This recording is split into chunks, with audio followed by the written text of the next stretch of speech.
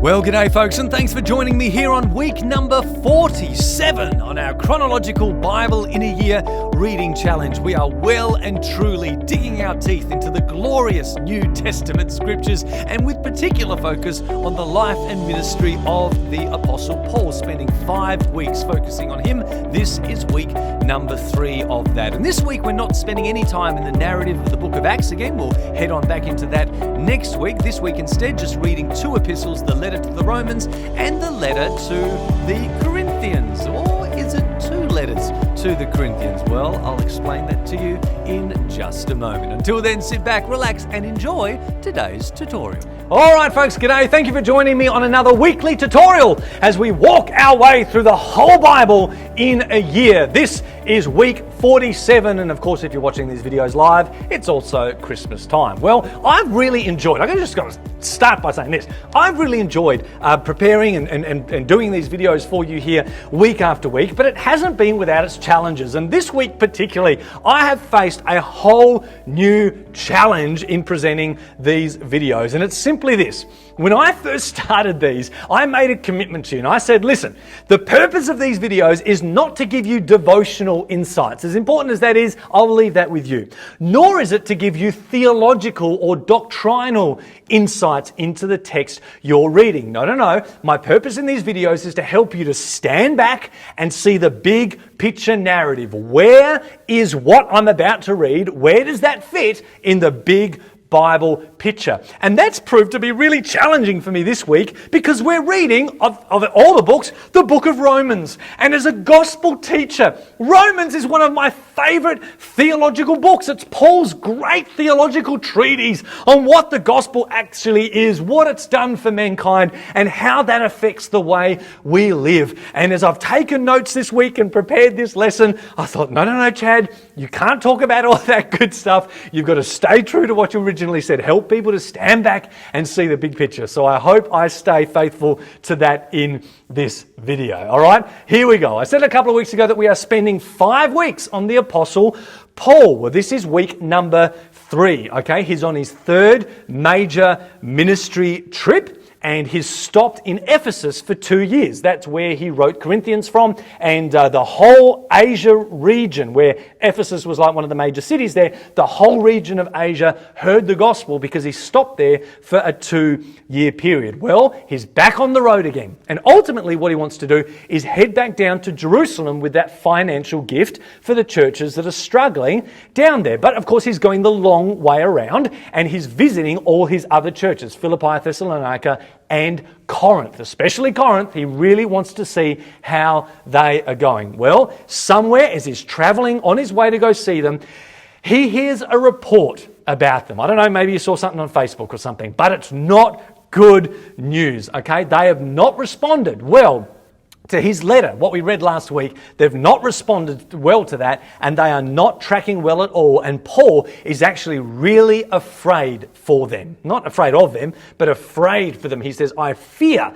that you might have been led astray from your pure devotion to Christ. Remember, I'm a father to you. I pledged you to a new husband, and yet I'm afraid that you've been deceived by the serpent's cunning. He really is worried about this church, and so he writes them a really harsh letter rebuking them for their behavior. Well, he doesn't take it to them. He gives it to Titus. Titus takes it down to them. He reads the letter out to them, and fortunately, they respond really well. Godly sorrow comes upon them. They repent. They say, Titus, we're sorry. Please go tell Paul. We do want him to come. We do consider him a father in the gospel. We want to receive him on his way through. Titus does that. He reports back to Paul, and Paul then writes them a 3rd letter to say, great, thank you, okay, I'm on my way. Titus has come and told me that you've responded well. I will come and see you on my way to Jerusalem. So here's the point. Paul wrote 3 letters to the Corinthians. A help letter. Help us with all the issues we've got, Paul. And he does that, 1 Corinthians, 16 chapters, helping them. Then he writes them a harsh letter, and then he responds with a happy letter, knowing that they've responded well to the harsh one. And it is those 2 letters that are combined together in what we call 2 Corinthians. Please understand that. 2 Corinthians is presented to us as one letter, but it is actually two. All right? It is those two letters that Titus has carried back and forth. It is those two letters preserved together and presented as one. And the way it's presented is simply this. The harsh letter, where he really rebukes them, is inserted at the end like an appendix. Okay? So when you read 2 Corinthians this week, in order to read it in a chronological fashion, you need to start at chapter 10.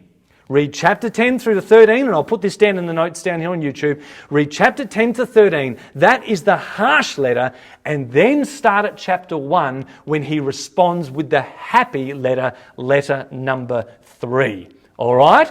That might sound controversial to some of you. You may never have heard that before, but I and many other people believe that is what this letter is, how it's presented, and is how, therefore, it should be read if we are going to stay true to chronology. All right? So trust me, look down at the notes and read it like that. Okay? Have I blown your mind? Are you still with me? Are you okay? All right? Here we go. What about the other letter? Well, we're also, as I said, reading Romans this week. And Romans, as I said, is an incredible theological treatise on the gospel. It really is a well-structured and very thoughtful letter. And unlike some of the other letters we've read so far of Paul, it's not a letter driven by the heart, but really from the head. It's really an intelligent letter. He's not so much driven by emotion as he is information. And one of the reasons for that is Paul doesn't have a fatherly relationship with the Roman church. In fact, he's never been there. He knows a few people there by name. Some of his friends are part of that church, live in that city, but he's never been to the church yet. And even though he has a heart for them, he is not an apostolic father to them. And so the emotion that we saw in Galatians and the emotion that we see in Corinthians, especially this week, none of that emotion is there in Romans. It really is an intelligent, well thought through letter, and I think you're going to notice that as you go. So if Paul hasn't been there, the Roman church hasn't featured yet in the gospel, in the story of Acts, then how did it come about? Well, here's some background. Basically, in Acts chapter 2, people from Rome were there on the day of Pentecost, and they got saved. They came to know Christ. They were part of the crowd that received Christ that day. Well, after Pentecost, of course, they go back to Rome, and it is those people that, of course, established the church there. So the church now is 25 years old by the time Paul writes to them. In Acts 18, we met a couple called Priscilla and Aquila. Do you remember them? They meet up with Paul, and they are from Rome. They're basically refugees. And the reason for that is the emperor in Rome, Emperor Claudius, has kicked out all of the Jews. He did this in AD 49. Kicked out the Jews. He said, you guys are not allowed to live in Rome. And apparently, history tells us one of the reasons he did this was because the Jews were fighting amongst each other in Rome about somebody called Christus. Okay? Christ. They were arguing about Christ, and the emperor said, I can't have you guys being divisive. Get out of my city. I don't want you here. Well, that was Emperor Claudius. He gets poisoned by his wife 5 years later. A guy called Nero takes over, and Nero says, don't worry, Jews, you can all come back now. And so Priscilla and Aquila go back to Rome, and we know that because they're mentioned in the Roman letter. Paul says, hey, say g'day to Priscilla and Aquila for me. Okay? So the church in Rome has a 25-year-old history. Paul knows some of the people there. But the key thing we need to understand is that in that 5 years, when there was no Jews there in the city, the Roman church was all Greek. Okay? It was made up of all Greek people. Then, all of a sudden, after 5 years, all these Jews start coming back. Okay? And that helps us to understand part of Paul's motivation for writing. Number one, he writes to them because he says, I actually want to visit you one day. I'm on my way. Okay, I do want to come and see you. So, I just want to introduce myself first by a letter. But the other reason he's writing to them is to help this church to understand, listen, in the body of Christ, Jew and Gentile are equal. Okay? Jew and Gentile are equal. And I know that there in Rome, you Gentiles have been running the church, and somehow you might think you're superior to the Jews, but you are not, all right? Jew and Gentile are all equally sinners. Jew and Gentile are all equally in need of a Savior. Jews and Gentiles are all justified the same way. We have the same Father, the same Jesus. We have the same gospel, and we are part of the same body, all right? In Galatia, he had a different problem where the Jews thought they were superior and wanted Gentiles to become like them. Well, here in Rome, apparently there are some Gentiles that think they're superior to the Jews. And Paul's like, nah. Listen, it is from us Jews, that the covenants come and worship comes and the promises come and the prophetic scriptures come. All these things have come from us. You guys have been grafted into our story. You're not superior to us in Christ. We are equal. And so he says, think of yourself soberly. You're not superior. You are all equally valuable members of the one body. So live in harmony with each other, be kind, be considerate, etc., etc. Okay? And that's why for a number of weeks now, I've been urging you to please pay attention. Get this? Pay attention to the ethno-national collective mindset of these first century people. Yes, Jew and Gentiles are one in Christ. There's no difference or distinctives from a gospel point of view. But from a cultural point of view and from a historical perspective, it is very much, in this first century, an us and them mentality. All right? And this comes through in all of Paul's letters. Us, Jews, you, Gentiles.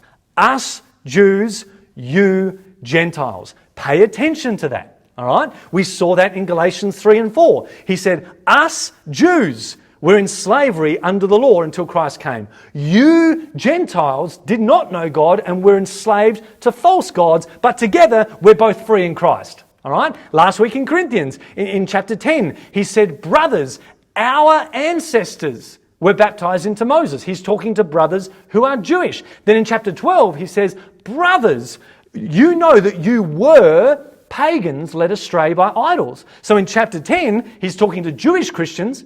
In chapter 12, he starts talking to the Gentile Christians.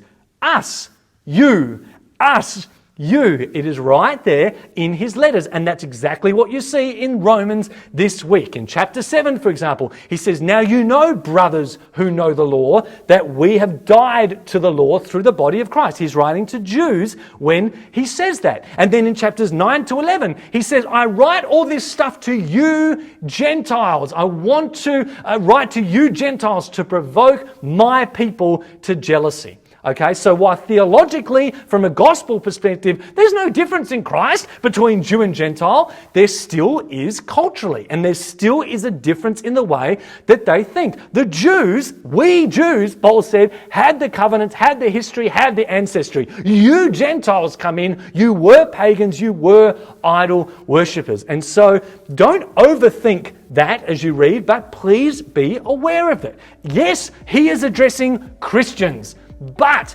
sometimes he is saying things specific to Jewish Christians. Sometimes he is saying things specific to Gentile Christians. Keep that in mind. Us and them, we and they, Jew and Gentile. This features heavily in Paul's letters. Okay?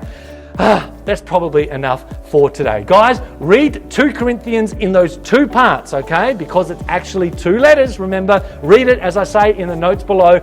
Do Romans probably in two halves. It's a long letter. I don't think you can do it in one sitting, but if you read it in two halves, that'll be good. It will help keep the flow for you. Next week, we're going to finish off the book of Acts, where Paul actually makes it to Rome, okay, as a prisoner, but he makes it there anyway, and we're going to read some of his smaller epistles, but I hope what I shared today will be helpful for you even with those. All right, bless you heaps, guys, and I'll catch you on the other side as we get closer to Christmas and closer to the end of our lessons. Bless you guys, bye. That's it for today's lesson. I really hope you enjoy your readings this week. Remember, allow yourself time to read as much as you can in one sitting. Don't get lost in the detail. Just keep going and watch the Bible's big story unfold before you. Remember also to hit me up on our social media channels or website, and I'll see you next time.